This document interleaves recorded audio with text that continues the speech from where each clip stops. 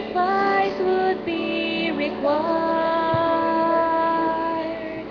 An offering must be made, the sin that must be paid, so God and man can reconciled be.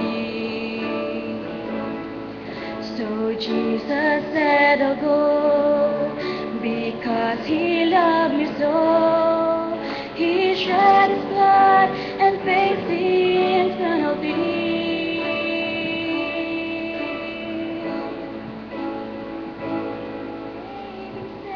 He gave Him to pay a debt I could not pay when I was lost. He gave Himself to be my way, though I deserve to be upon the cross that day. In love He took my place and gave Himself.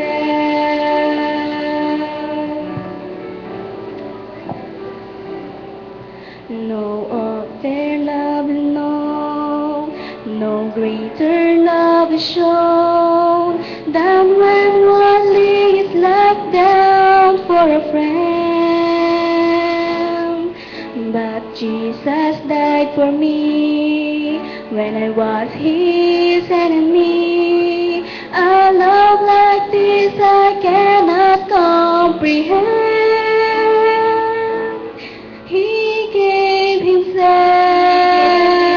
to pay a debt I could not pay when I was lost. He gave Himself to be my way, though I deserve to be upon the cross that day. In love He took my place and gave Himself. My nails were in His hand, my crown of thorns He wore, my stripes were on His back, my heavy cross He bore. And when God turned His back, He turned it on my sin. Jesus won a victory that I could never win. He gave Himself to pay a debt I could not pay when I was lost. He gave Himself to be my way, though I deserve to be upon the cross that day. In love He took my place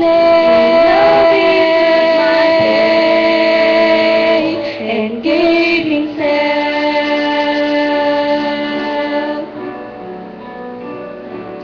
In love He took my place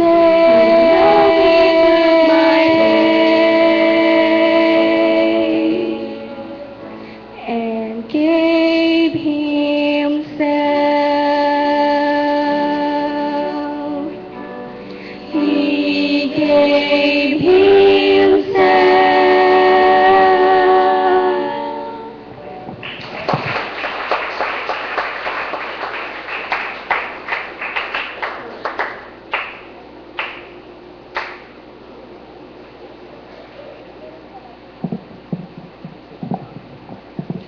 Tayo po'y muling magsitayo at choir members, maganda na po kayo sa inyong special number.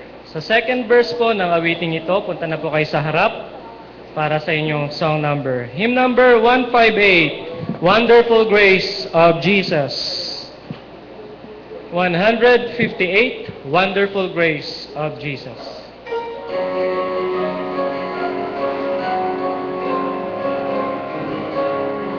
First verse now, sing. Wonderful grace of Jesus, greater than all my sin. How shall my tongue describe it? Where shall its praise begin? Taking away my burden, setting my spirit free, for the wonderful grace of Jesus. reaches me. Wonderful the matchless grace of Jesus, deeper than the mighty rolling sea. Wonderful grace, all sufficient for me, for even me, broader than the scope of my transgressions, greater far than all my sin and shame. Oh, magnify the precious name of Jesus, praise His. Second verse. Wonderful grace of Jesus, reaching to all the lost. Yet I have been pardoned, saved to the uttermost. Chains have been turned asunder, giving me liberty, and the wonderful grace of Jesus me. Wonderful the matchless grace of Jesus, deeper than the mighty rolling sea. Wonderful grace, all sufficient for me, for even me, broader than the scope of my transgressions, greater far than all my sin and shame. Oh, magnify the precious name of Jesus, praise His. Last verse. Wonderful grace of Jesus, reaching the most defiled. His forming power, making Him God's dear child, purchasing peace and heaven for all eternity, and the wonderful grace of Jesus reaches me. Wonderful the matchless grace of Jesus, deeper than the mighty rolling sea. Wonderful grace, all sufficient for me, for even me, broader than the scope of my transgressions, greater than all my sin and shame. Oh, magnify the precious name of Jesus, praise His name. Tayo po'y magsiupo.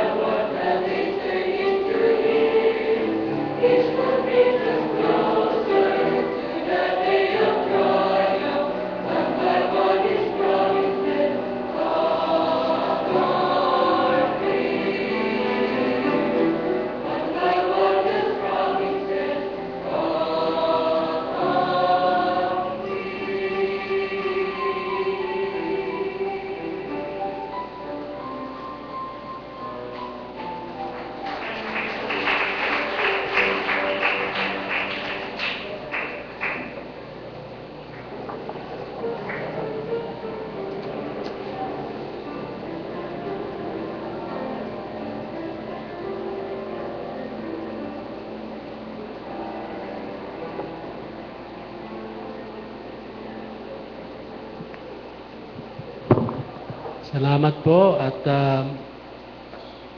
meron tayong isa pang bisita na pumasok dito kanina, si Jessica Juliano.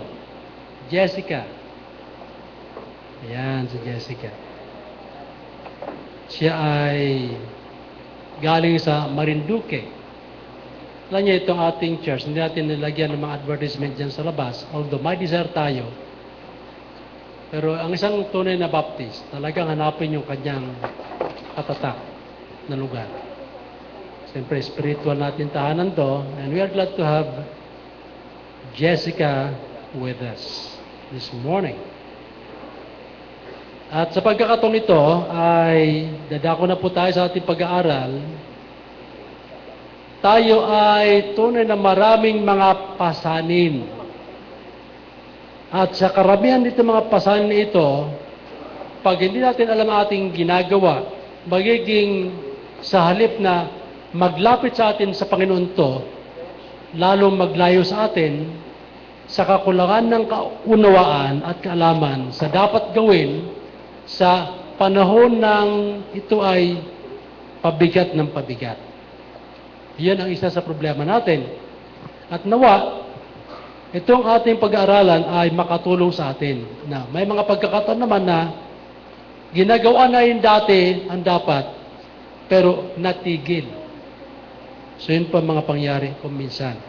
Mamayang gabi, bago natin ituloy ito, ay kakanta rito ang harp na ang mga miyembro ng harp, ayan, si Sister Yvette, si Sarah, sino pa? Si Joy, oo. Dito na si Joy. Kakanta rin yun. Tatlo yung ating dito. At ang talagang nagpasimula nito ay si Ma'am May Ferrer.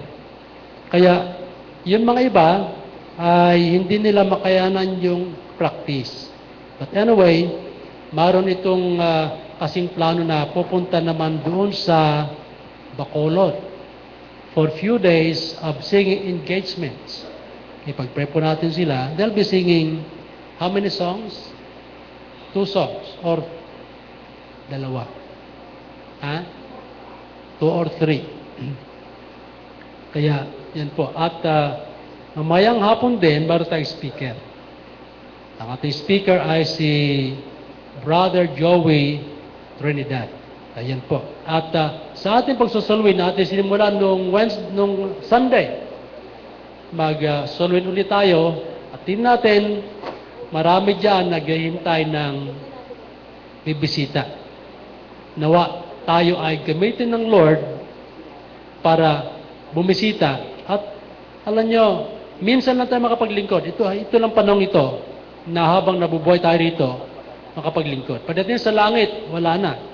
Wala ka ng basihan ng pagtanggap ng reward sapagkat tapos na yung ating panahon ng paglilingkod. Okay, nakita ko si kapatid na Merna kanina. Saan si Sister Merna? Ayun. Kailan ka alis, kapatid? Ticket na lang. Okay. Si Brother Henry ay nakaalis na. Kaya itong kapatid na to, ticket na lang din. Eh, Brother Henry, yun ang huli. Tapos na, nung dumating ang ticket, ay agad na ikasay yung pag-alis. Dito po tayo, sa pagkakataong ito, sa Psalm 52.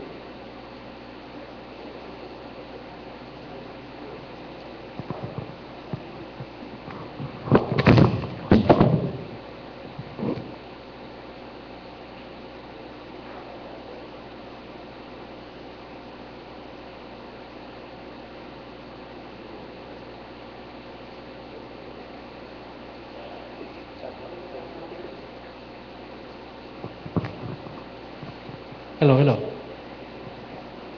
Psalm 55:22.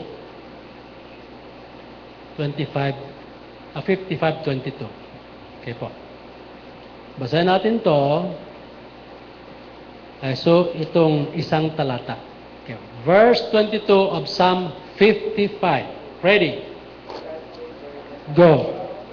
Cast thy burden upon the Lord, and he shall sustain thee. He shall never suffer the righteous to be moved. When you cast your burden upon the Lord will never you to be moved. Father in heaven, salamat po na sa pagkakataong ito, ibinigay niyo sa amin upang makapag-aral sa inyong salita. Lord, tunay po na napakarami kaming pasanin at hindi mo namin alam kung ang dapat gawin kung minsan o kalimitan. Kaya kami ay biktima ng aming sariling kapabayaan, kawalan ng kamuangan, at mga bagay na katulad niyan. Ipinagkakatiwala po namin sa iyo ang pag-aaral na ito. O Diyos Mahal na Espiritu, gabayan niyo po kami, gamitin niyo po ang iyong lingkod, at ianda niyo ay mga puso sa aming bagong katauhan upang ito'y aming matutunan at maging batayan sa aming pang-araw-araw pamumuhay. Ito ay aming samot dalangin sa pangalan ng iyong anak na aming Panginoon Jesucristo. Amen. Maupo na po tayo.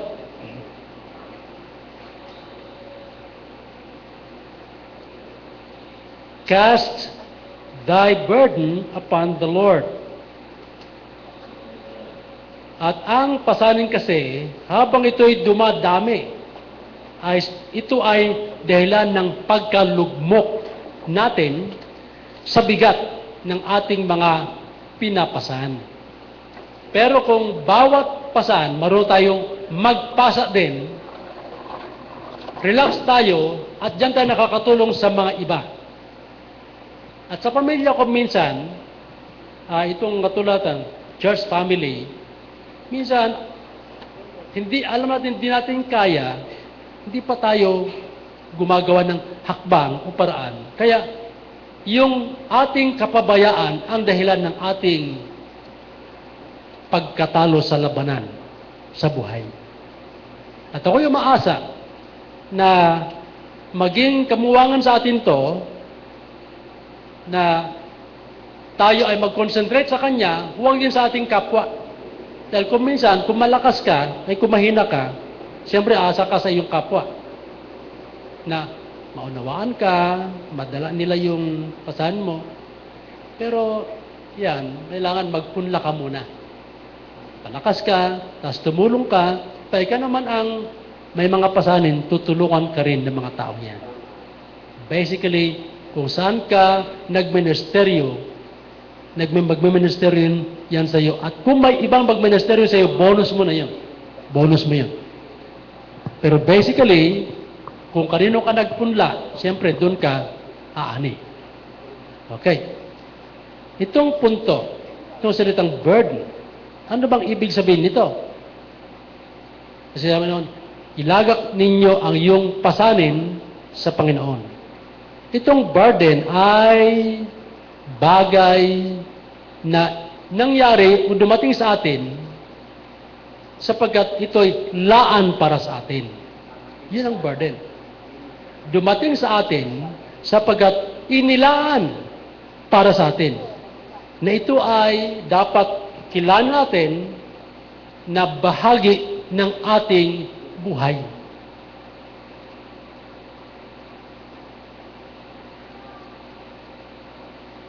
May mga pagkakataon kung minsan ang dyablo, gusto niyang daan natin ang ating dinadaanan. So yung mga bagay na ganoon ay dalaan na ng panunukso ng kalaban. At kung minsan, hindi natin nakikita na tayo ay napainan, kaya ang ating problema ay walang kalutasan maliban sa Panginoon lamang. At lahat na ating mga trials at mga testings, mga minamahal, ay within your bearing capacity because of God's grace. Everything. Every burden.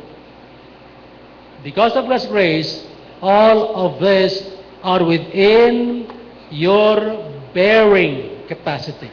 Let me show you. 1 Corinthians 10.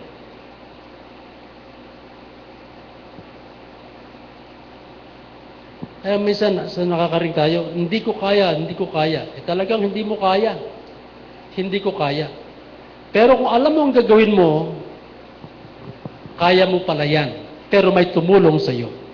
Kaya nga, all our burdens are within God-given bearing capacity. I want us to see this. Verse 13. There hath no temptation taken you, but such as is common to man. But God is faithful, who will not suffer you to be tempted above that you are able, but will with the temptation also make a way to escape, that ye may be able to bear it. Kaya, God will make you able to bear the burden. Pagkat kung ikaw lang, hindi mo kaya. But as you study, as you ponder, as you meditate upon the verse, nakita natin, God is able to make you handle the temptation. Mataas ang tirada ng dyablo, pag ipinagsapain mo, ibababa niya within the level of your capacity to handle that. Kaya ang Diyos ang gagawa para ibaba niya ayon sa kaya mo. Na hindi ibig sabihin, wala kang gagawin. You have got to do your part, you've got to perform your part or obligation in order to win, in order to savor the victory. Kasi ayaw ng Panginoon na tayo robotized. Gusto niya, gampanan mo ang iyong tungkulin sa buhay.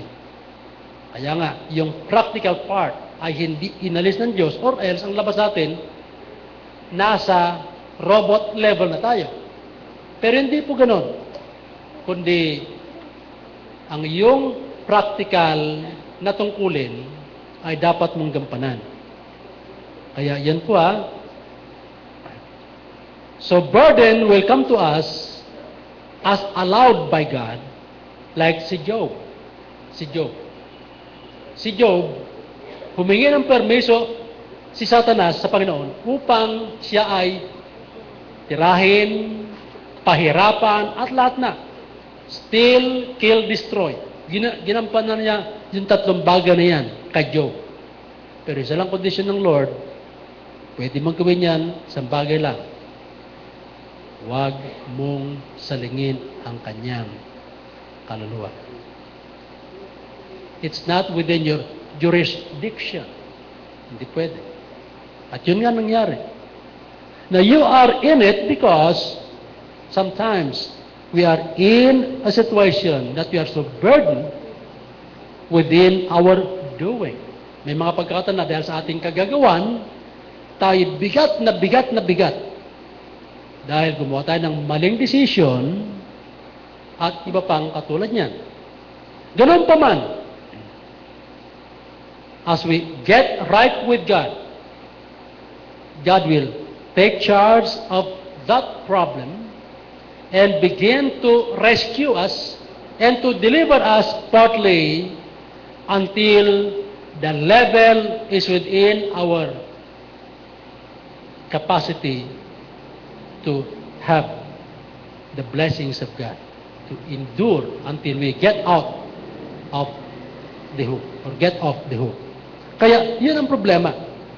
Now, may mga pagkakataon naman na mga problema ng anak ay ang magulang ang nagpapasan. Or vice versa. Ang problema ng magulang, ang anak nagpapasan. Tama po ba? Okay. But we have the same Lord who gave the command. Cast the burden upon the Lord. Ibig sabihin, ang pinaka-bottom line of these solutions, and all these solutions, is the Lord. Okay. At mapansin nyo, let's go back to our text. Pansin natin. Mayroon isang bagay ako nakita rito na napagandang pagbulay-bulayan. Ano nakalagay dyan? Cast thy burden upon the Lord. Ano ang sasagi sa isip nyo pag yung maalala yung ganong termino ng pananalita? Cast thy burden upon the Lord.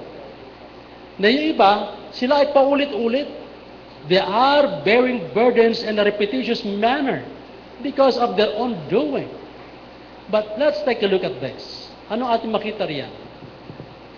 Cast thy burden. Plural ba o singular?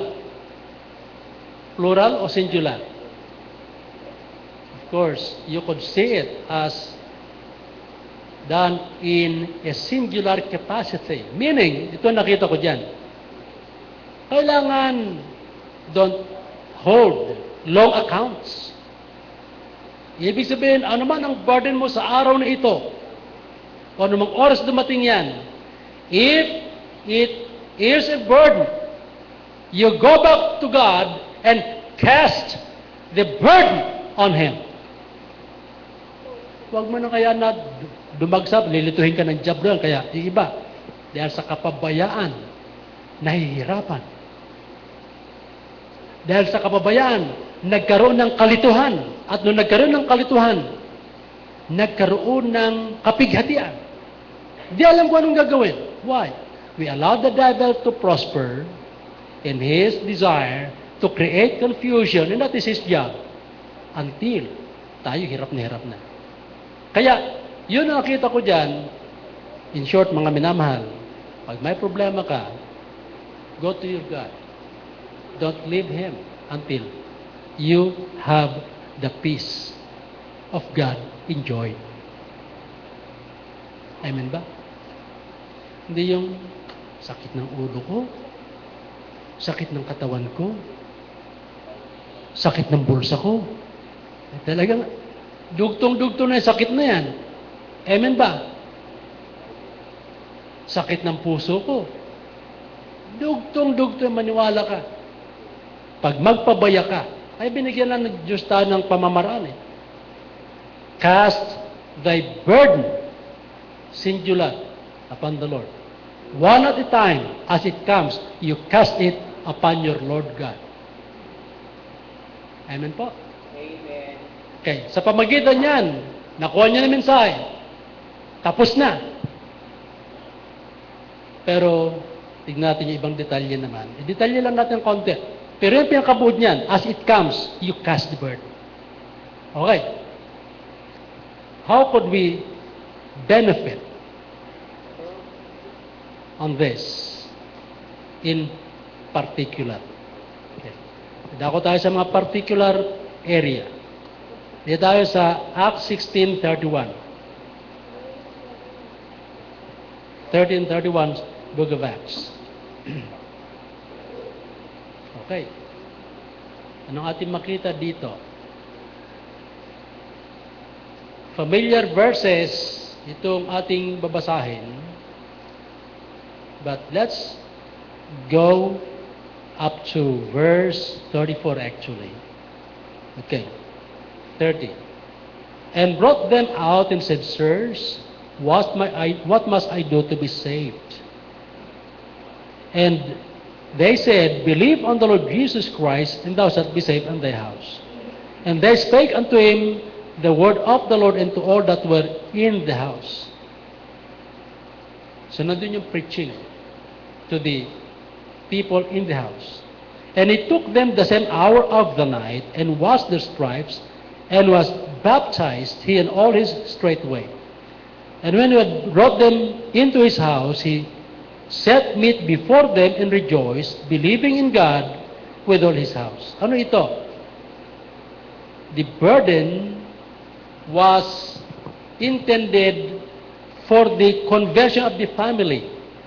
Kaya, alam nyo, yung mga loved ones natin, keep claiming the Lord's promise for their salvation, for their conversion.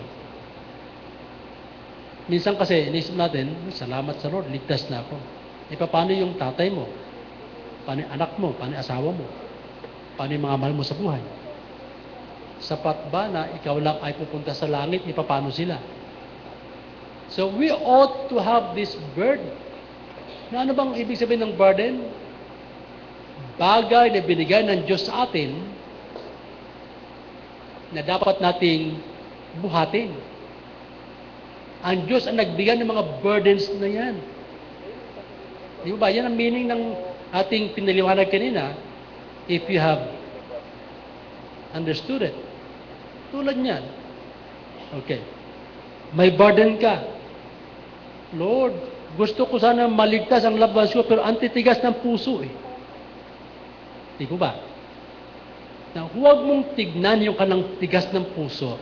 Tignan mo ang Diyos, nagbigay sa'yo ng burden na yan, at trabahuin mo, gampanan mo yung tungkulin, hanggang sa mingi ka sa panang tulong. Lord, anong paraan ang gusto mong gawin ko para masave ang loved ones ko?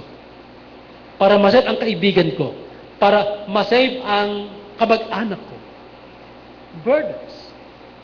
Filial burdens or family burdens. Kaya yun ang gusto ng Diyos na mahingi natin. Di mo ba? Kasi God-given nga yung mga burdens na yun. Ang problema tayo, sapagkat di tayo nagpapalakas, di tayo aware sa ating mga tungkulin, ayun, walang nangyayari. We've got to ask God to prepare us to handle ourselves in such situation. Only God can help us prepare for like situation. Okay. Kaya, yun pong ating hingin. Cast the burden upon the Lord. Cast the family burden for salvation for your family. Lord, ang tigas po ng ulo niya. Lord, parang sarado na. Hey, mga kapatid, walang sarado sa Lord. Pag siya nagbigay ng burden, largahan mo. Isang araw, bubuksan ng Lord yan. Hawak niya yung eternal key to unlock devil-secured captive cell. Only the Lord has that. Okay. Ikalawa, work and activity burden. Alam nyo, ang Panginoon, nung pumunta rito, maroon talagang gagampan ng trabaho, tungkulin. Now, 9, let's go to 9, chapter 4. Ang kanyang tungkulin ay, the Son of Man came to seek and to save that which was lost. He came to sacrifice himself at the cross of Calvary. He came for a job to do. Na dito sa lugar na ito, John 9, verse 4. Anong kanya sinabi? I must work the works of him that sent me while it is day. The night cometh when no man can work. Ang Panginoon mismo ang nagsasabi nito. May trabaho siya, may gagampanan siya na dapat gampanan, at alam niya na may panahon na darating na hindi makagawa ang tao. At anong kanyang ginawa sa trabaho ito? Kaya nga, makita natin sa ating pagbabasa sa Biblia, as we run through these chapters and verses, we go see that the Lord went around preaching, teaching, healing, transforming lives. Okay. I want us to go to John 17. Anong kanyang ginawa sa kanyang trabaho? Na tayo kung minsan, maroon puro simula, ang gagaling sa simula. Mga kapatid, hanggang simula na lang ba tayo? Marami tayong trabaho na bitin. Dapat ayusin at tapusin. Pero hanggang simula na lang ba tayo? Yung ating mga loved ones, ang tagal natin pinagpipray, bakit tinigilan mo? O tinitigilan mo? Probably there are just few weeks, few days prayer away to have the prayer answered. Okay, tingnan natin ito. John 17, verse 4. I have glorified thee on the earth. I have finished the work which thou hast sent me. Thou gavest me to do. Tinapos ko ang trabaho na yung ipinapatrabaho sa akin. Minsan, bigyan ng assignment. Pagkatapos mabigyan ng assignment, hindi pa nakakalahati. Hanapin mo, asan si ganito? Ibinigyan ko ng assignment. Hanapin mo, hindi mo makita. Bakit? Hindi nasanay na ang kanyang sinimulan tapusin. Tama po? We can do better. Yung assignment natin, tapusin natin. At huwag kang titigil lang sabihin niya, anak, tama na. To us believers, only the Lord should say when we are to end up doing our job. Pagsamba, paglilingkod, pananalangin, paghahanda sa mga ibang mga struggle sa buhay, pag-solve sa mga problema na within our ministerial capacity, huwag natin pabayaan yan. Let's keep doing the job. Amen po? Huwag natin tigilan. Kasi yung iba sanay na na nakapagsimula, bahala yung susunod. Kung hindi patapos, tuloy mo. Tuloy mo. At huwag mong iwanan yung mga problema at ipamana sa iba. Maliban kung sanay ka na pinupulaan, dinidespise, nire-reject, at pinag-usapan dahil sa iyong kapabayaan. Huwag mo sanayin ang sarili mo sa ganyang uri ng pamumuhay. At kung gagawa ka rin lang, asahan pa noon, approve that which is excellent. Philippians 1:10. At ano pa? Kung gumawa ka, bigyan mo ang best mo.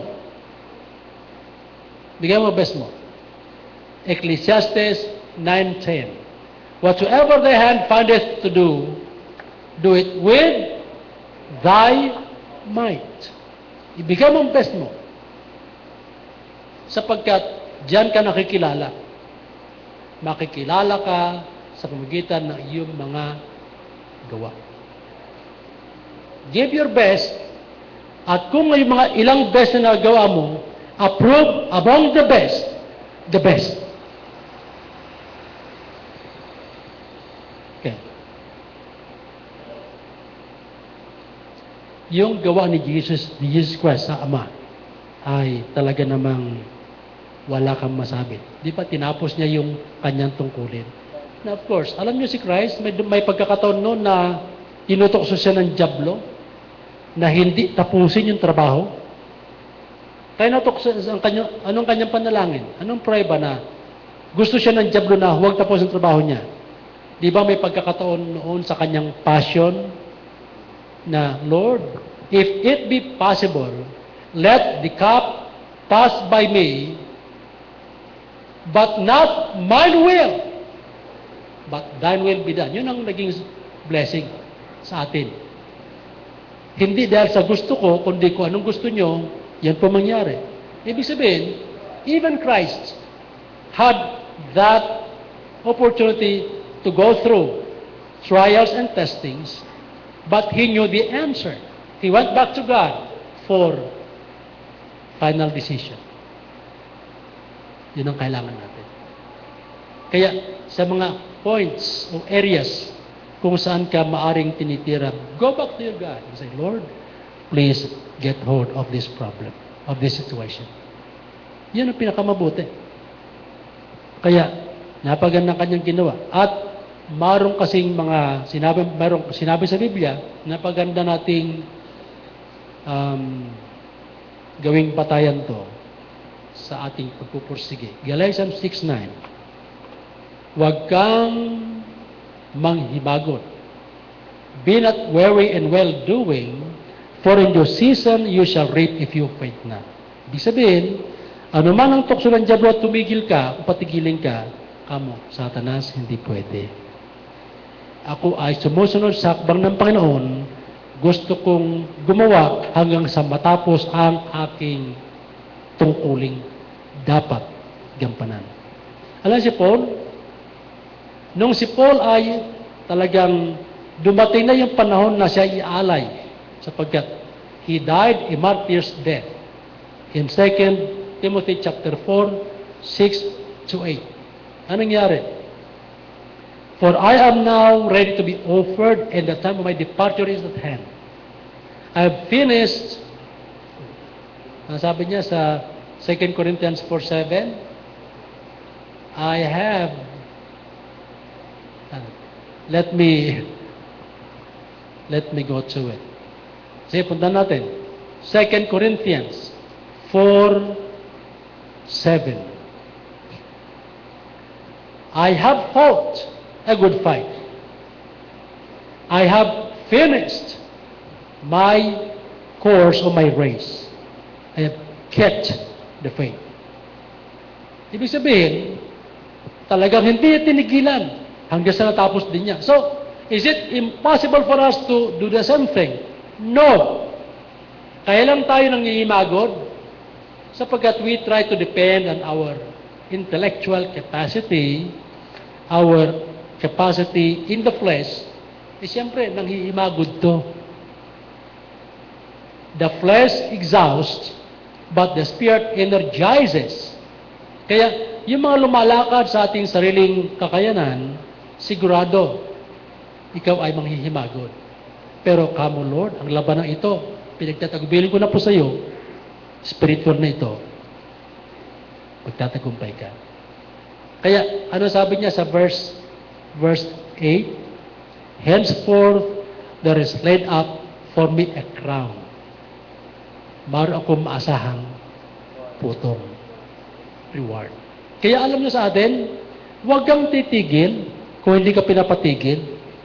Kaya, your work, your family, your activity, give it to the Lord. These are with corresponding burdens. At dito sa Romans 1, anong ating makita dito sa Romans 1?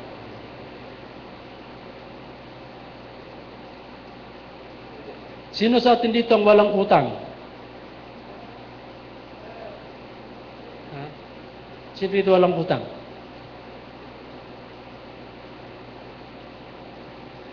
Sino ang maraming utang?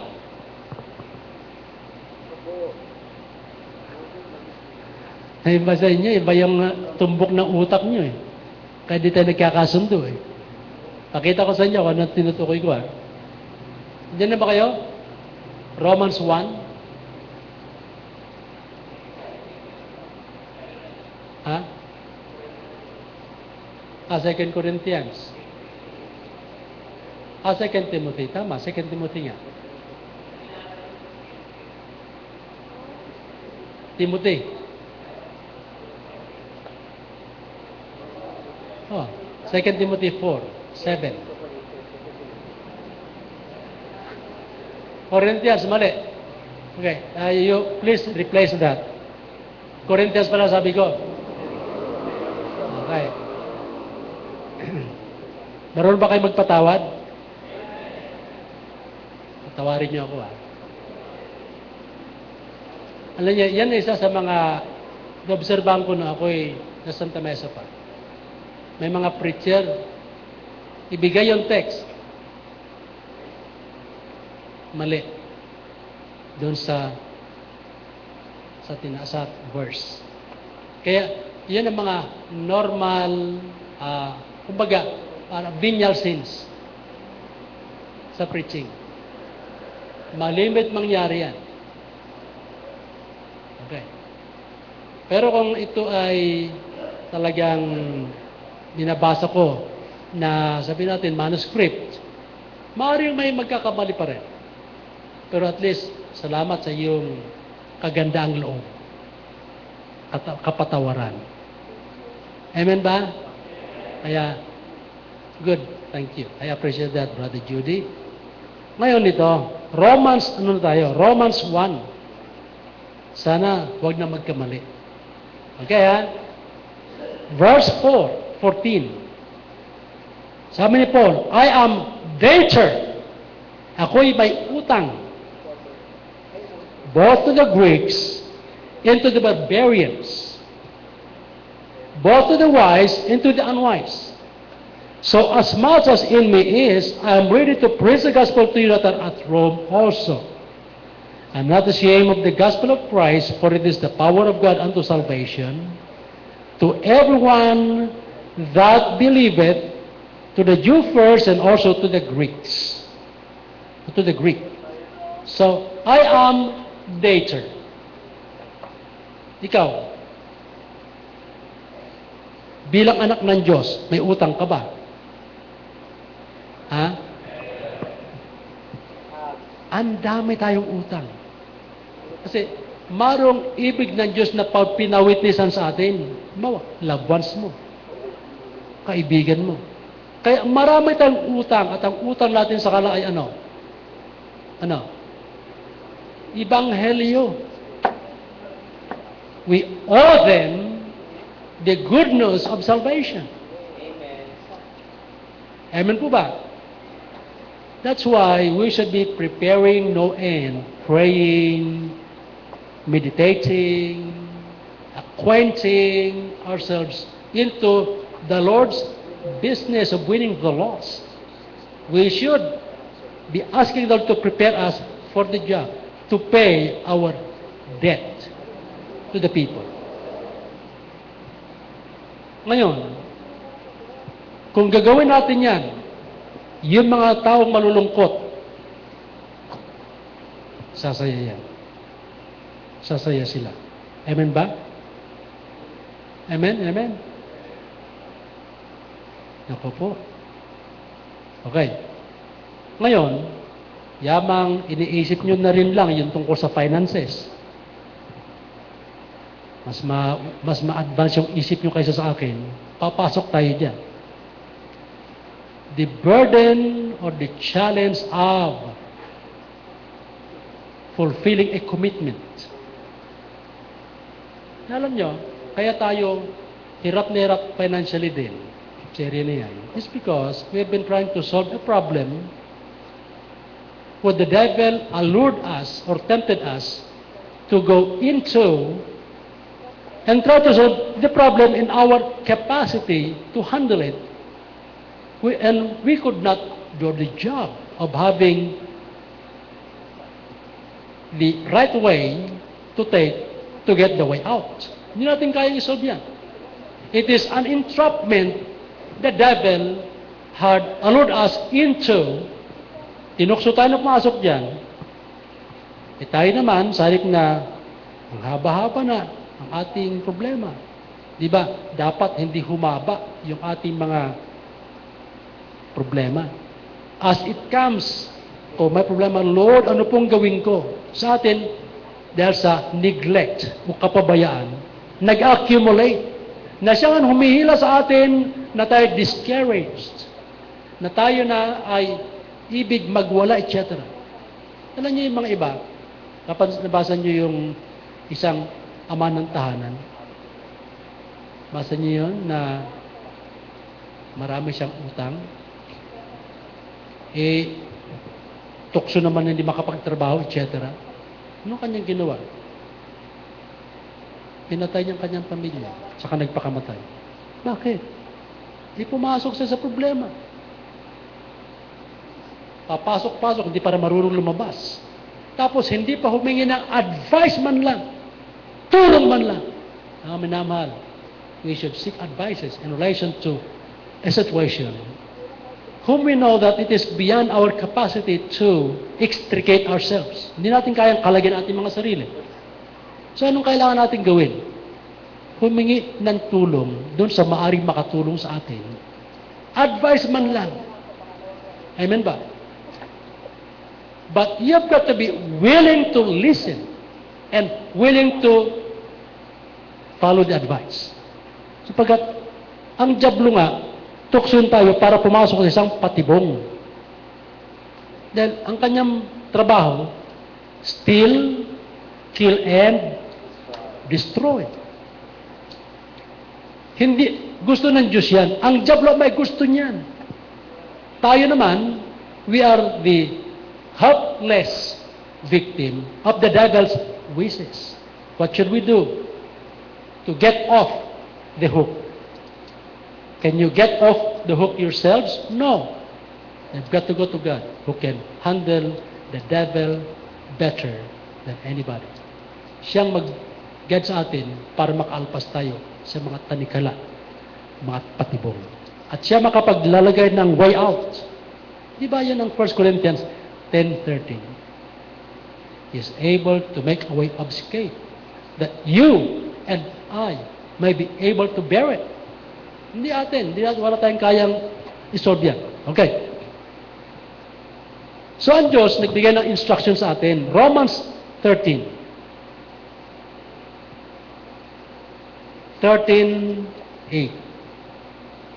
Pagka tinahamon nyo ako, tanggapin ko hamon nyo kasi ang isip nyo, mas matindi kaysa sa akin.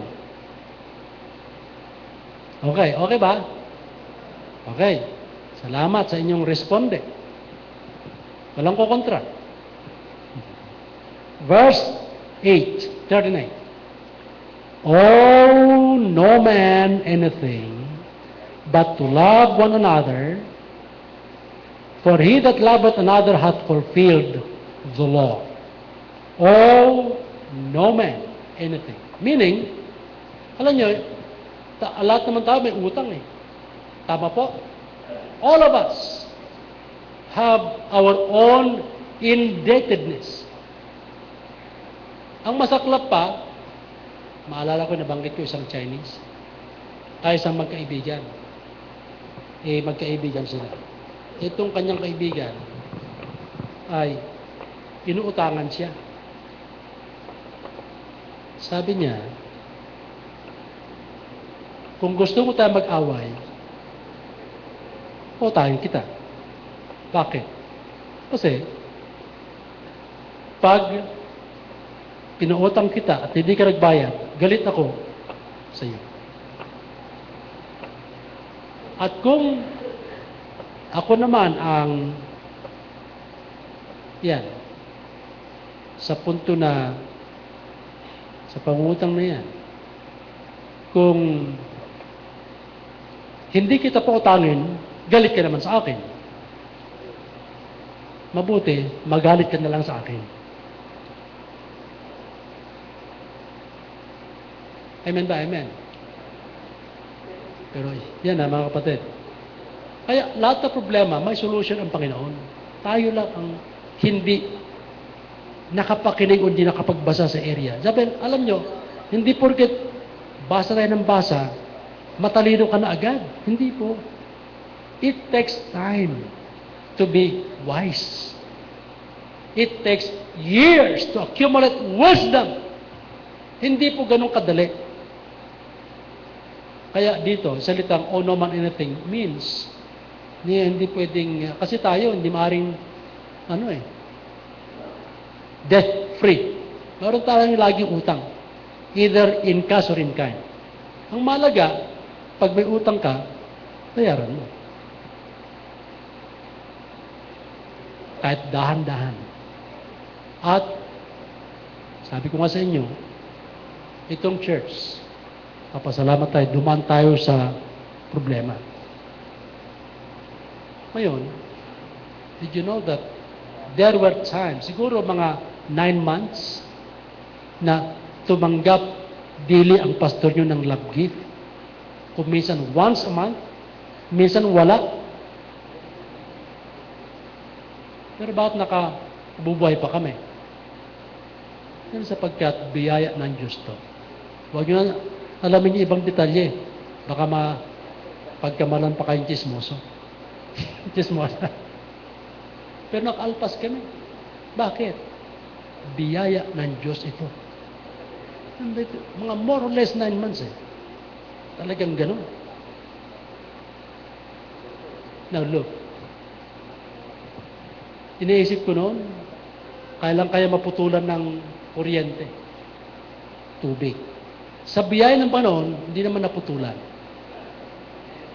Sapagkat may angkla tayo, may Panginoon tayo, may tutulong sa atin kung hingi tayo ng tulong. That's it. Iba sa atin, minsan mga naputulan yung cellphone mo na naka-plan, okay lang yon. Amen ba? Minsan naputulan ka ng kuryente, may kandila naman. Pwede tubig. Tama? May paraan. Okay, may pagkataon na tayo magtitiis. Pero ang punto ko ay ito. Paano tayo makaalpas dyan? I'm going to show you partly the plan. And it is by faith that as we execute the plan, ang pag-alpas hindi atin, sa Diyos to. Okay. Yan natin. Alam nyo, tungkol sa bagay na ito, ay maalala ko itong si Elisha. Si Elisha sa 2 Kings 4. 2 Kings chapter 4. Kaya tayo na may mga utang, ay may pag-asa. Amen ba? Amen? Okay, 2 Kings 4.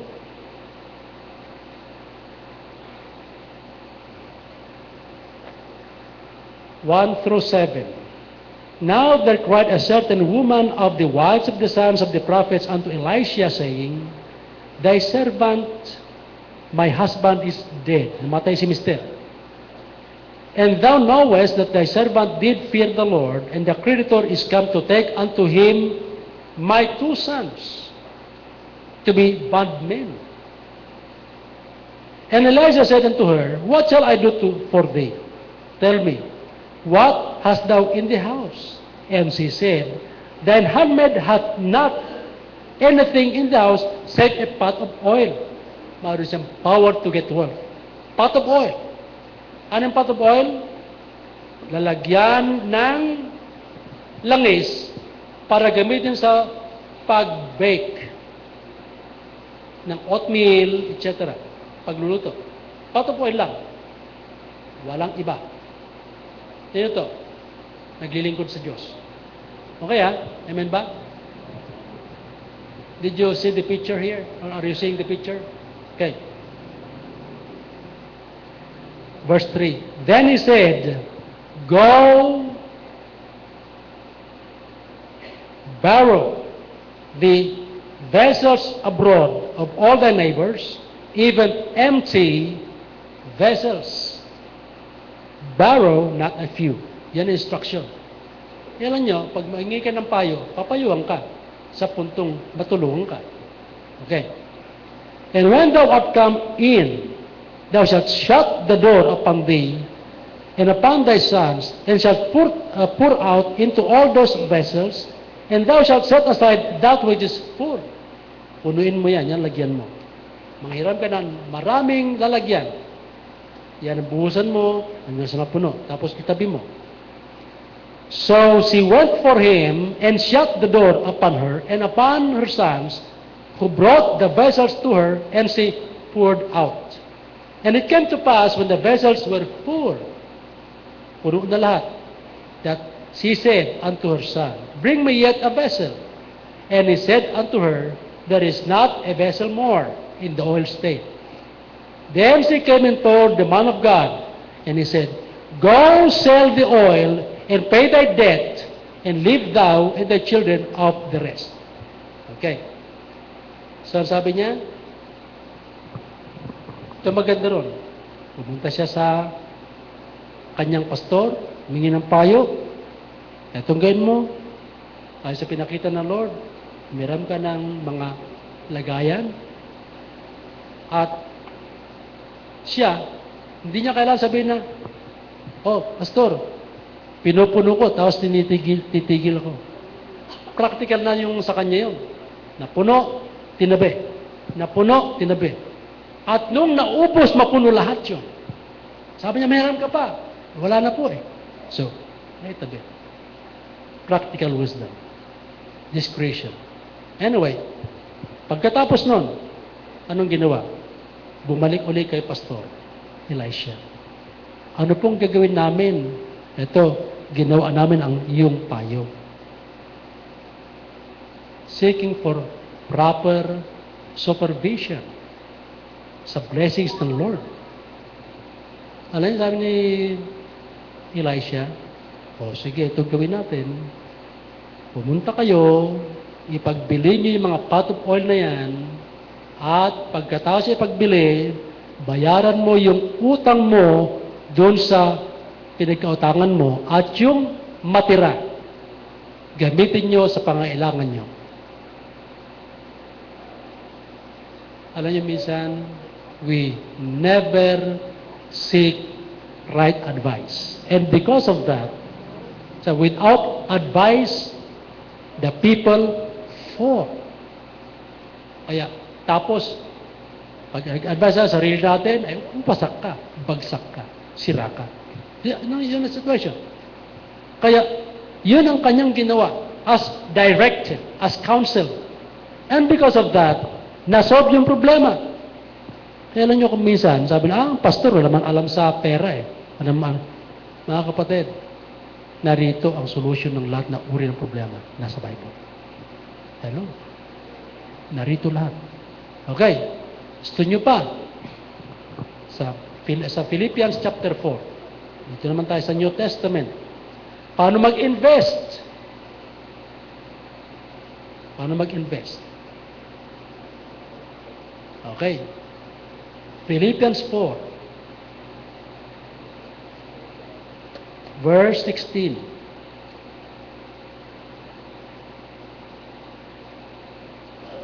Okay, let's go to verse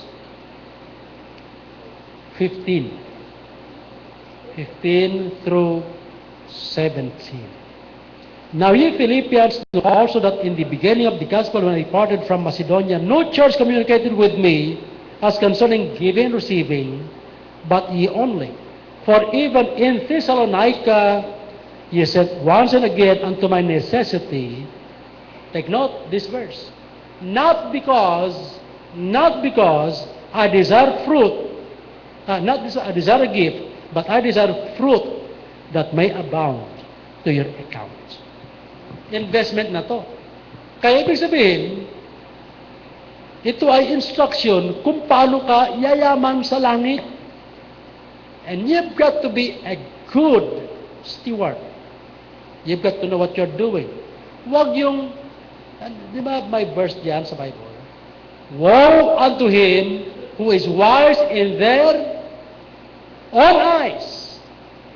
Sa aba niya na nagdudunong-dunungan ayon sa kanyang mga mata. Sa aba. O sa paghihirap. O sa pagkabangkrap. O sa pagkawalan ng patutunguhan. Things like that and more. Oras na umasa ka sa sarili mong karunungan, pamaraan, sigurado bagsak ka. Saan ang advice ko ay, go to God. Go to God. Not necessarily to Pastor Padua. Because sometimes, siyempre, normal lang yun na hindi naman ano si Pastor, hindi naman ano sa pera. Ang alam ko sa inyo na may payo sa inyo, kapatid, halika tignan natin sa Bible. Yun naman ang master natin. Tignan natin sa Bible kung ano yung paraan ng Diyos. Ayun, makinig lang kayo sa paraan ng Panginoon. Sigurado makalpas kayo. Okay, anyway, kaya makita natin yung paraan na ito, yung ginagawa nyo, investment ito sa langit. Amen ba? Okay. Let's go to the last part of the verse. Tingnan natin kung paano naman tayo i-bless sa bagay na ito. At yan, ito yung ano yung pangako, 18 and 19. But I have all in abound. I am full, having received of Epaphroditus the things which were sent from you, an odor of sweet smell, a sacrifice acceptable, well pleasing to God. Verse 19, but my God shall supply all your need according to His riches in glory by Christ Jesus. Ano ang ating nakikita rito? Bakit sila tuloy-tuloy na may blessing? Ito mga mission supporter na ito. Kikita nyo ang wisdom dito? Because they were involved in supporting the work of the Lord, they were so blessed by the Lord Himself. Para tuloy-tuloy din yung pagkakataon na magagamit silang blessing. Kikita natin yan?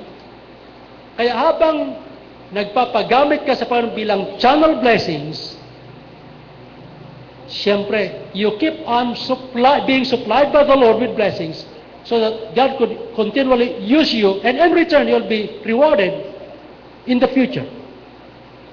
Simple philosophy na kung minsan di natin nakikita. Bakit? Napakasimple, pero ang diablo sa kanyang pambubulag, hindi natin nakikita yan. Kaya ano ibig ko sabihin?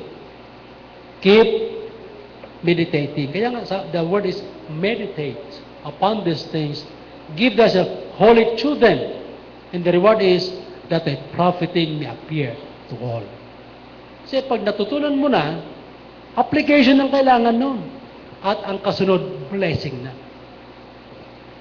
Ganun lang kasimple ang Panginoon.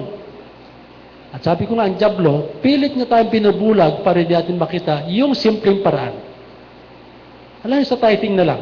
Sa tithing. Kaya iba sa atin, Malakay 3. Alam niyo ba na ang tithing, yun ang problema ng marami, na kahit sabihin, ang tagal-tagal ng Christian, pag pinag-uusapan ng tithing, hindi blessed. Bakit kaya? Bakit kaya? Sabi ng Panginoon, ang kanyang utos hindi pabigat. Ibig sabihin ko, hindi pabigat, pagaan ito. Mula sa mabigat na kalagayan, financially, pagaan ng pagaan. Maalala ko tuloy yung mga iba. Sabi nila, alam nyo, ako ay $100,000 negative. Yung nabasa ko sa Bible. Umutang siya.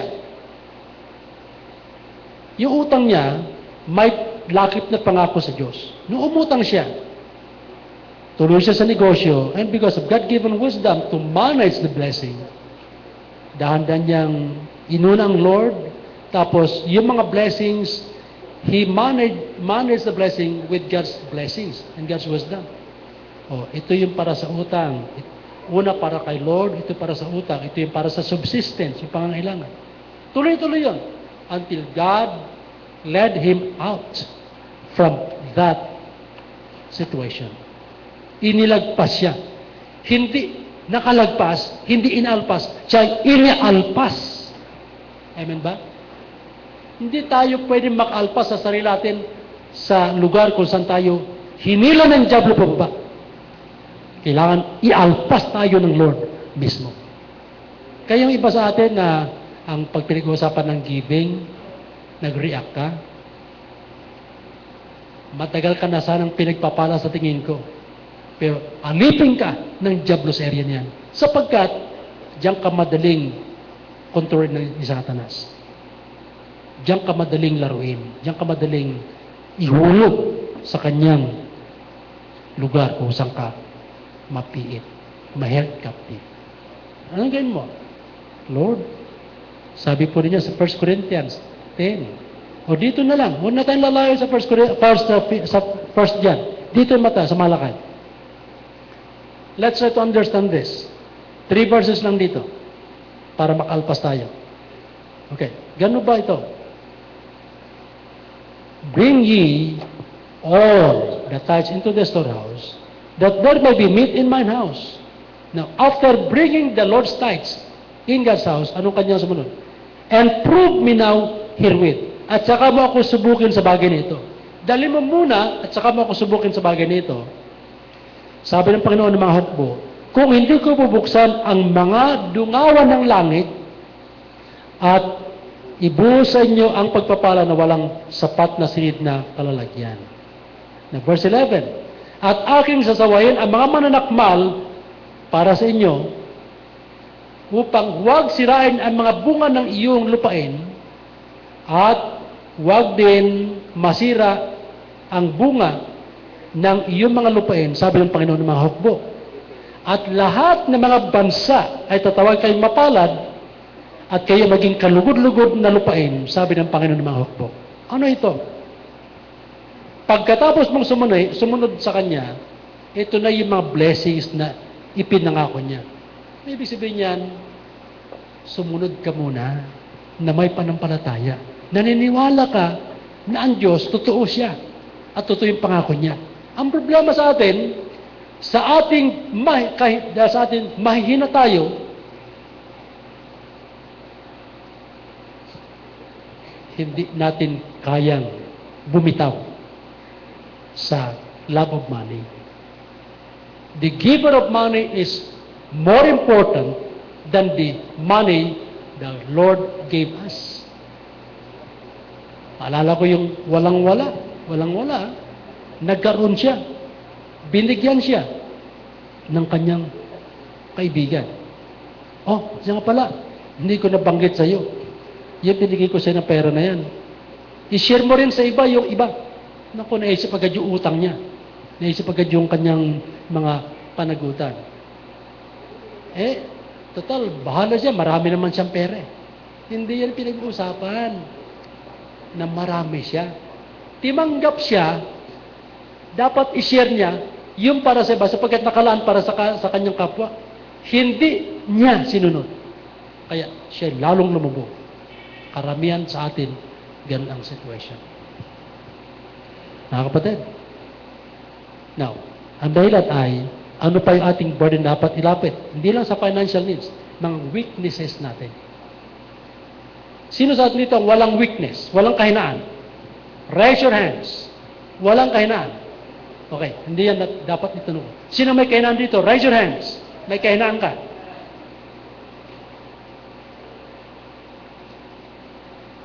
Okay. Solve na ba yung kahinaan mo? Solve na. Pinasolve mo na. Hindi mo kaya i-solve yan. Pinasolve mo na kay tatay. Kung hindi pa, ipasolve mo na. Amen ba? Okay, makita natin dito, ang isang tao, trying to solve his weakness. Pero magandang ginawa niya, pumunta siya sa magsosolve ng problema. I want us to go to 2 Corinthians 12. So tapos na tayo sa burden on finances. Kasi, ano yung burden? Bigay ng Diyos na pasanin yan para pag lumagpas ka, i-bless ka. Yan ang burden eh. Okay. 2 Corinthians 12. Tingnan natin itong verse 7. Okay, andyan na ba kayo? 2 Corinthians 12:7. Unless I should be exalted above measure through the abundance of the revelations, there was given to me a thorn in the flesh, the messenger of Satan to buffet me, lest I should be exalted above measure. For this thing I besought the Lord thrice, that it might depart from me. And he said unto me, My grace is sufficient for thee, for my strength is made perfect in weakness. Most gladly, therefore, will I rather glory in my infirmities, that the power of God may rest upon me. Therefore, I take pleasure in infirmities, in reproaches, in necessities, in persecutions, in distresses, for Christ's sake. For when I am weak, then am I strong. Ano ito? Pinag-uusapan yung weakness, kahinaan. Lahat tayo may kahinaan. Ano sabi ni Apostol Pablo? Ito ay aking ipinamanhik sa Panginoon 3 beses. Alam naman natin sa Apostol Pablo, may fasting pa yan. Pero saan ang panahon sa kanya? Hindi ko alisin yan, yung kahinaan mo na yan. Pero anong gagawin ko? Bibigyan kita ng biyaya para mapagtagumpayan mo ang mga hataw ng dyablo sa kahinaan na yan. Hello? Halimbawa, sa mga kalalakihan, mahina sa pagdating sa mga kababaihan. Ang sabi pa noon, hindi ko alisin yung kainaan mo na yan sapagkat habang yan ang kainaan mo at matapat ka sa akin, may pagtatanggol at makita mo na hindi mo kaya ipagtanggol ang sarili mo. Tama? Now, on the other hand, alam niyo ba, may mga babae rin ang kahinaan, lalaki din. Okay. I don't need your response. Keep it secret. Okay. Iba naman, pagdating ng pera, pag nakita ng pera, luwagan ang mata. Nakita ng pera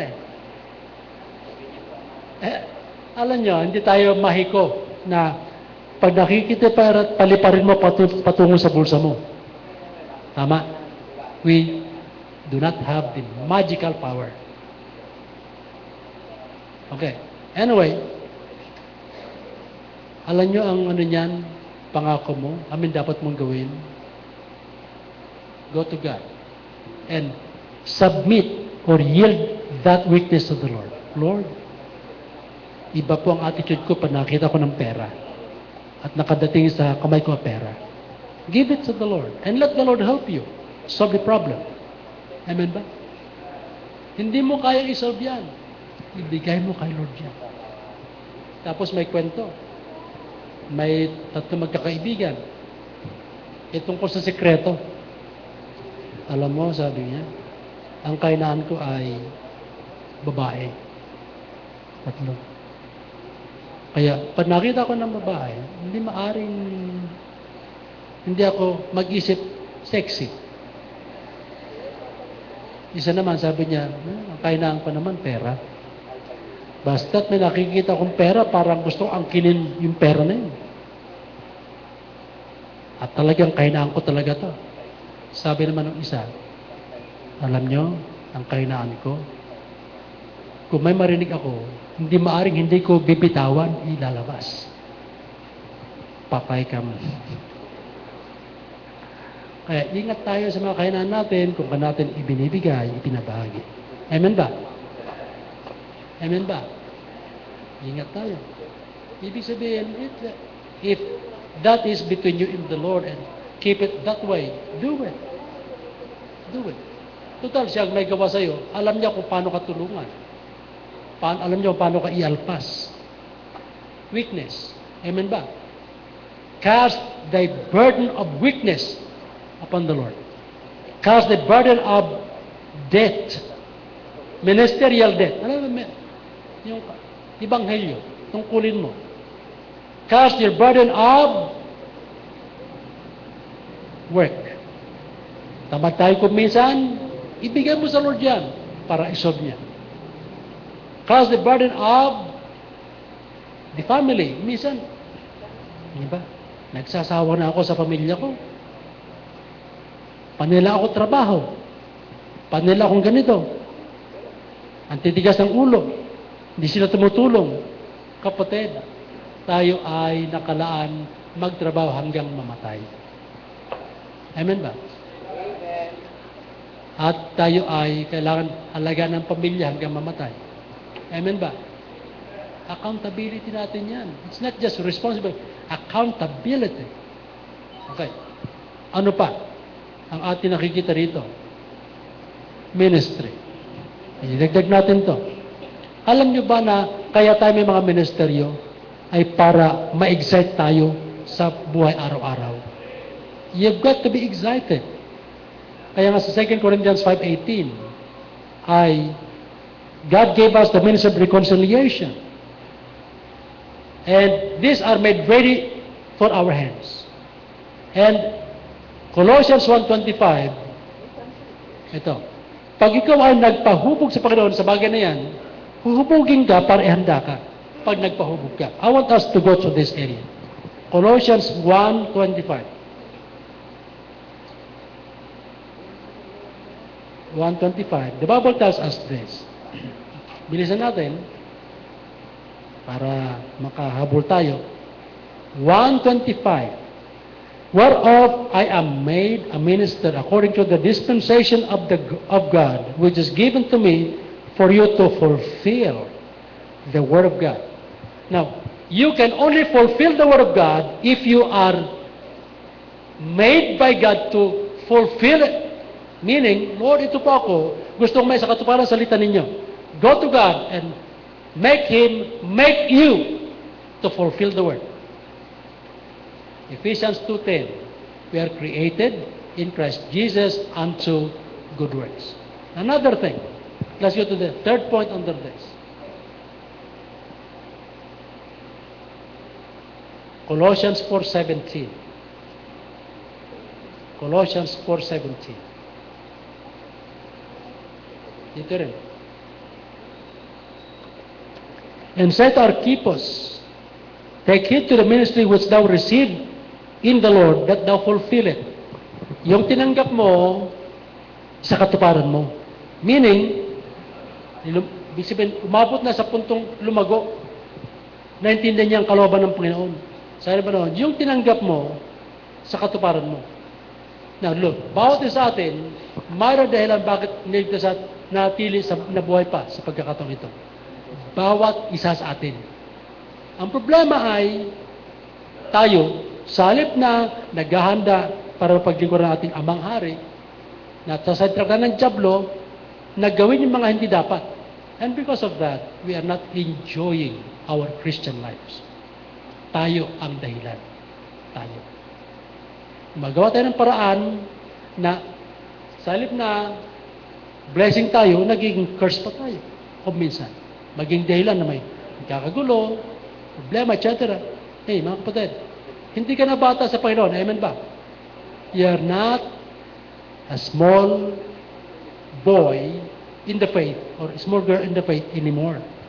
You have been with Him for so long years.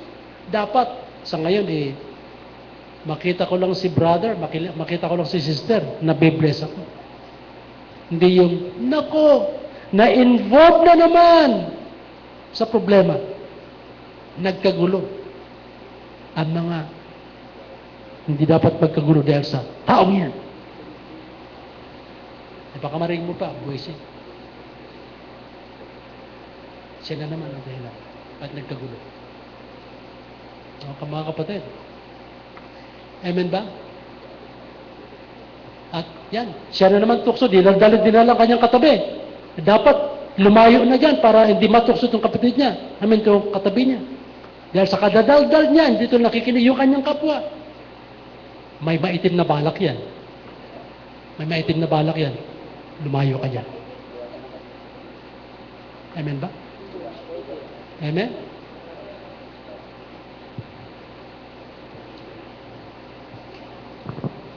Hello? The ministry is intended for us to enjoy our existence. And because of this ministry, we ought to die in the Lord. Die in the Lord. Serving Him. Now look, mahirap sa ngayon na tayo'y pabagsakin ng dyablo sapagkat ang hirap mag-recover. Have you noticed that? Ang hirap mag-recover. Kaya yung aking mga kaibigan ko, kung ako'y inilalayo sa pagtatapat, lumayo ka, ako na mismo, lumayo ka sa akin. Hindi ka karapat dapat. Nagpapakatapat ako, ikaw naman, hinihila mo ako. Lumayo ka! Lumayas ka! Hindi ko gusto makita ang iyong mukha sa oras na ito. Sa oras na yan. Ayusin mo sarili mo. Bakit? Nakikinig ka eh. Para bumuti ka eh. Hindi ka makinig. Sawayan mo. Pag yun ang nangyayari. Pag wala, praise God, di ba?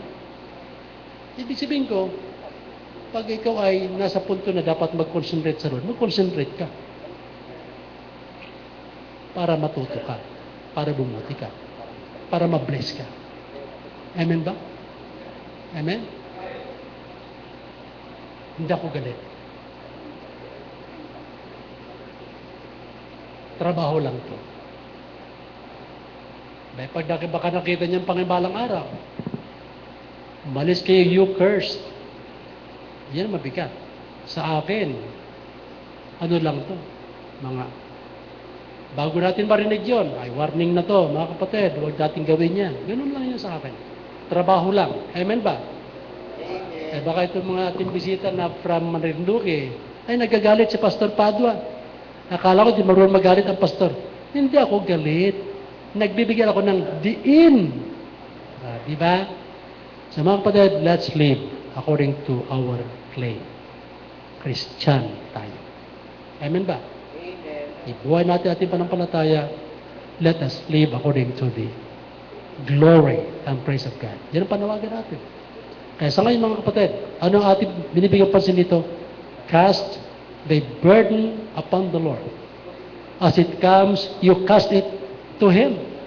Because He knows how to handle these problems. He knows how to extricate us. Alam niya kung paano tayo kalagin, palayain, ilayo sa makapagpapahamak sa atin. Alam niya. Cast the burden upon the Lord, and He shall sustain thee. He will never suffer the righteous to be moved. Siya makapagpreserba sa atin. I trust that our faith will be anchored on the Lord.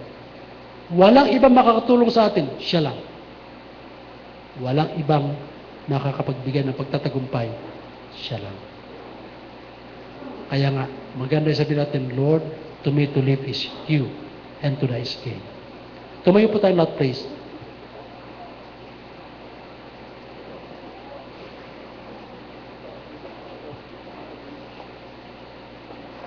Manalangin po tayo. At sa pagkakataon ito, bago tayo manalangin, ialay natin sa Kanyang ating mga burdens. Siya lang ang solution niyan.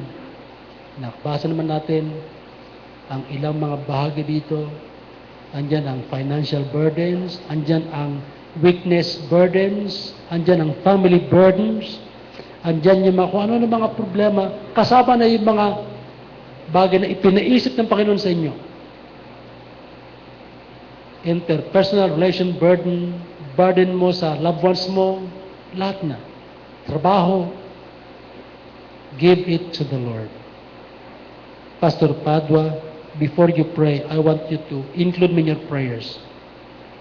Sino po rito ang ibig masabi? Yes. Yes, yes. Yes, yes, yes. Yes, yes, yes. Yes, amen, amen.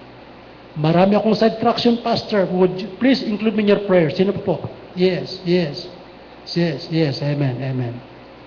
Yes. Marami mga bagay na akala ko tama pala eh. Hindi pala yung aking paraan, kundi paraan ng Diyos. Mayroon pa po ba? Okay, yes. Yes. Yes, yes, yes. Salamat po. Manalangin tayo. Panginoon, batid niyo ang puso ng iyong mga anak. Kung gaano kabigat ang mga pasanin, batid niyo po. At salamat po sapagkat binigyan niyo kami ng kaunawaan na itong mga burdens na ito ay hindi upang ibagsak kami, kundi upang hubugin kami na sa pamamagitan ng paglagpas, paglakas din namin ito. Panginoon, tunay na bawat parents may mga burdens sa needs, sa children, at kung minsan ang children man may burden sa parents. Minsan naman po ay nandiyan yung aming mga ministerial burdens na kung pwede lang mag-quit na kami, oh God, tulungan niyo kami na magpatuloy ayon sa iyong biyaya. Andiyan yung mga weaknesses, andiyan mga obligations, finances, at kung ano ng mga pasanin ito. Pero salamat, Panginoon, na kayo nag-utos sa amin. Cast the burden upon the Lord, He shall sustain thee. You will never suffer the righteous to be moved. It is right for us to cast these burdens to you every day. At huwag namin ito i-accumulate o padamihin. Bawat dating, dapat matuto kaming harapin ito at pagtagumpayan sa iyong biyaya. Panginoon, minsan ang mga anak ang nagpapasan sa pasanin ng mga magulang, sa family. At may mga magulang naman na sa pagpasan ng pangailangan, nagiging pasanin pa ang mga anak na yung kapiranggot na kinikita ay nauwi pa sa kawalan. Aming Diyos, hayaan po ninyo na mag-recover kami, mag-mature kami sa punto na magtulungan ang family.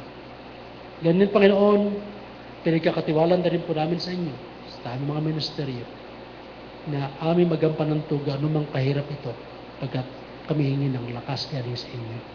Sa mga ministeryo sa pag-aakay ng kaluluwa, aming Diyos, ito ang dahilan kung bakit at pangunahin kung bakit kami nandito pa na makaakay kami ng kaluluwa.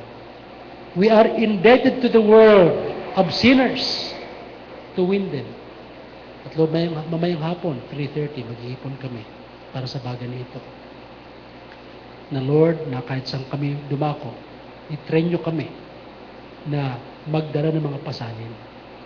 Lord, salamat po at kung sino man po ang unsaved sa aming kalagitnaan, hayaan po nyo na aming matulungan sila. At sino man ang saved na dapat magpabaptize po.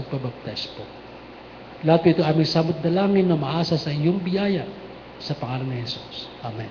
We're going to sing a verse or two of invitation para doon sa mga saved na ay magpabaptize at para doon sa mga gustong maligtas, lumapit din.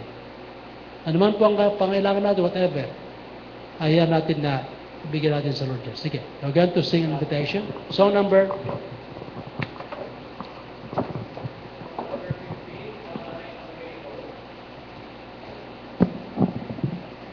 Hymn number 15, Have Thine Own Way, Lord.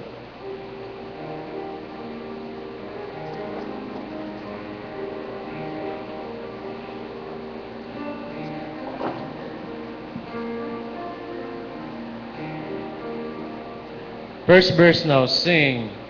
Have thine own way, Lord. Have thine own way. Thou art the potter, I am the clay.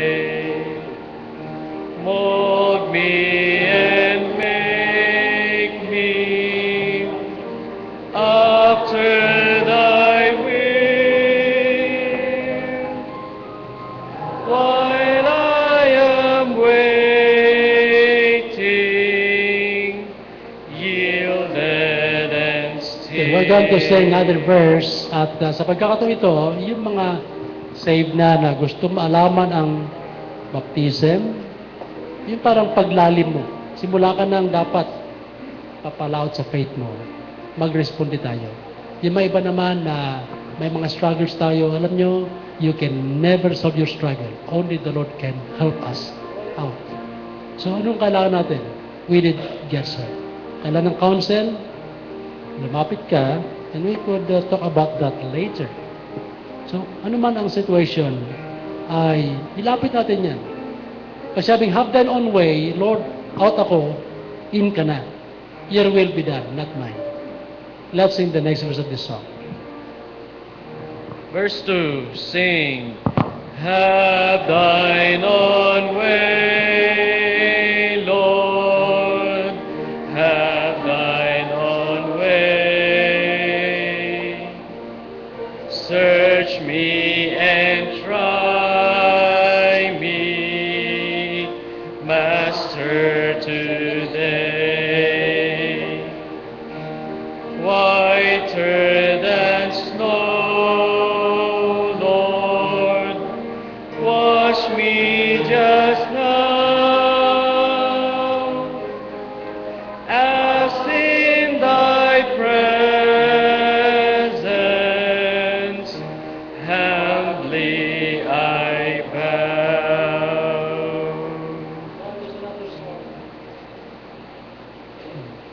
Hymn number 113, Come Unto Me. 113, Come Unto Me.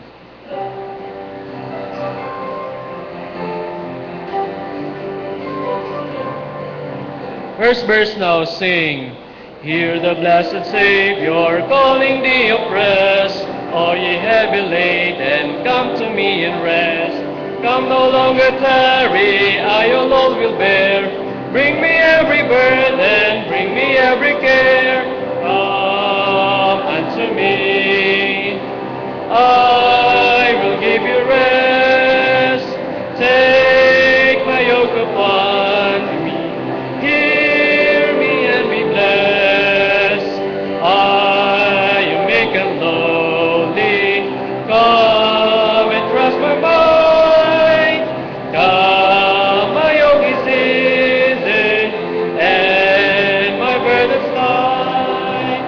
Are you disappointed, wandering here and there, dragging chains of doubt and loaded down with care? Do unholy feelings struggle in your breast? Bring your case to Jesus, He will give you rest. Come unto me, I will give you rest. Take my yoke upon you. Hear me and be blessed. I am meek and lowly. Come and trust my might. Come, my yoke is easy and my burden's light. Stumbling on the mount, dark with sin and shame, stumbling toward the pit of hell's consuming flame. By the power of sin, deluded and oppressed, hear the tender shepherd, He will give you rest. Come unto me, I will give you rest. Take my yoke upon you. Hear me and be blessed. I am meek and lowly. Come and trust my might. Come, my yoke is easy and my burden. Last verse. Have you by temptation up and conquered been? Has a sense of weakness brought distress within?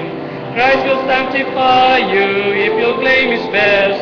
In the Holy Spirit, He will give you rest. Come unto me, I will give you rest.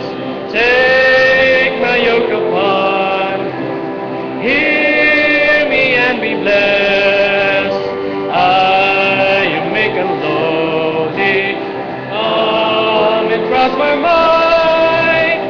Come, my yoke is easy and my burden's light. Tayo po'y magsiupo. Now na po tayo sa ating pananalangin ng pag-aalin sa sarili. Ating mga kaloob. Naging natin si Brother Arman sa pagkatagal. Brother Arman, halika rito kapatid.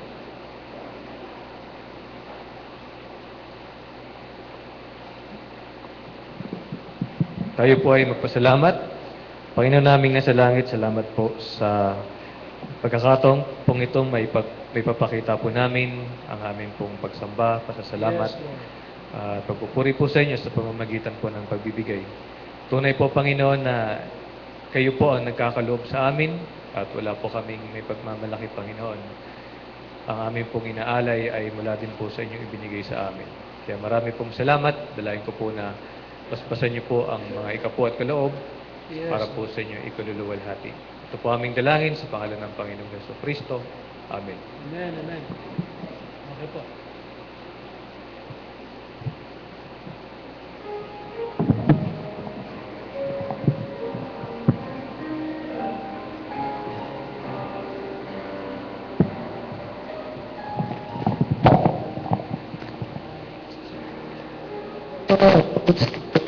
To Mount Moriah, came to Abraham, but the offering place before the Lord was not a lamb. He bound his only son, and as the night was raised, a sacrifice became the price of praise.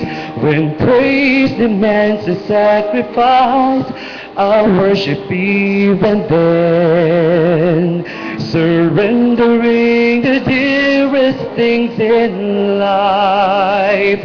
And if devotion cost me all, He'll find me faithful to His call.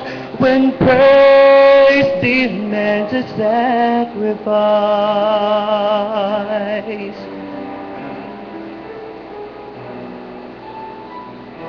The call to go to Calvary came down to God's own Son.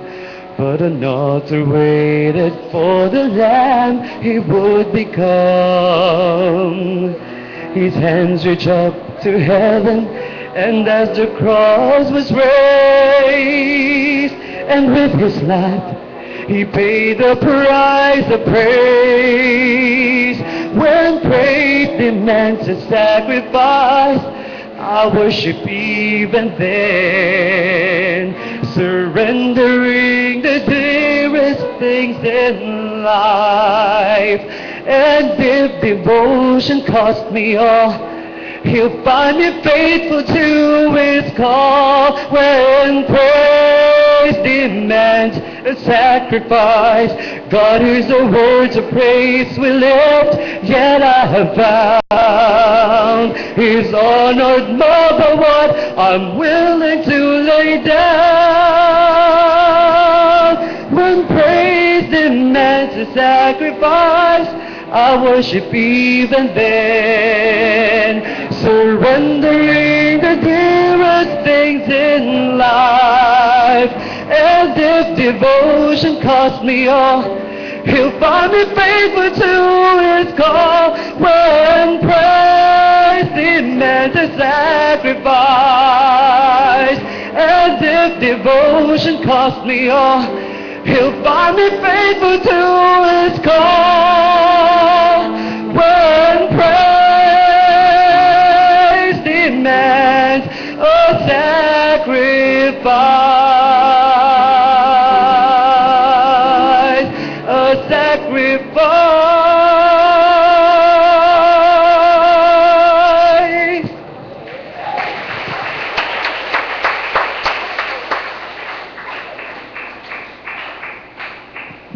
Salamat po, at sa pagkata ito, dahilin natin sa panalangin si Brother Andy.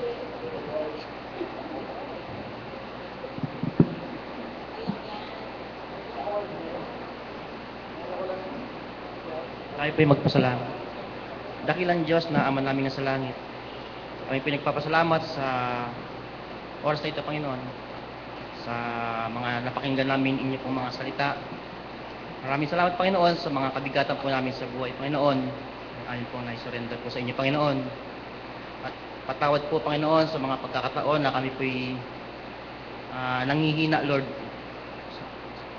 Sorry po, Panginoon. Maraming salamat po sa pagbibigay namin, Panginoon.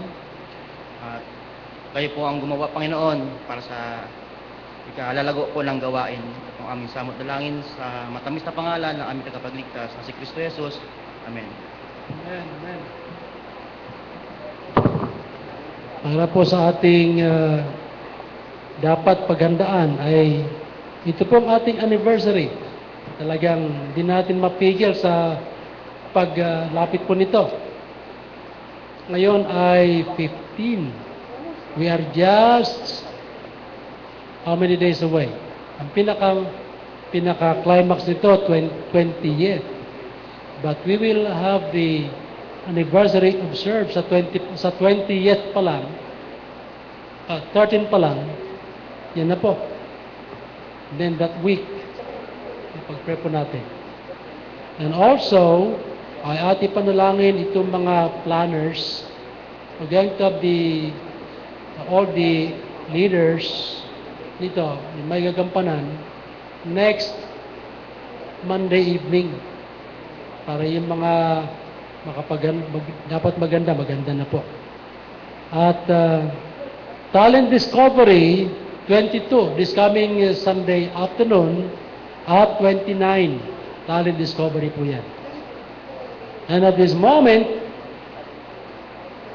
ay gusto kong recognize natin yung mga celebrants. Ito po. Marami tayong birthday celebrants. Isa rito ay sa araw ng bukas, Dayan Charis Gonzales. Si Dayan, asan si Dayan? Yun. Tayo ka yan. Yan. And then, September 18, Sister Herminia Illorinco. Tayo kapatid, tayo. Okay. Sama niyan si Kemson Tenorio. Wala dito. 19, nandito ba si Daniel? Nasa baba. Daniel Gabriel. Nasa baba. And then sa September 20, birthday Brother Arman. Birthday niya, 20. And then, sa 21, si Sally Padayugdog. Sally, wala. At saka si Alaysa Allen Go or AA. Asan siya? Ayon. Yung mga birthday celebrants ay marami sa kalang present. Ang wala lang dito ay si Daniel nasa kabila. At saka itong si Sally ay wala po rito. Pero the rest are with us. Kaya ang ganyan po natin, tuyo po tayong lahat at ating kabayan itong mga celebrants. And sing, Happy birthday to you. Happy birthday to you. Happy birthday, God bless you. Happy birthday to you, sweeter. Sweeter as the years go by. Sweeter as the years go by. Richer, fuller, deeper, Jesus' love is sweeter. Sweeter as the years go by. Alam niyo, sana itong taas at baba, mapuno na. Pero as to when will that happen, hindi ko alam. But at this moment, itawagan natin ating song leader.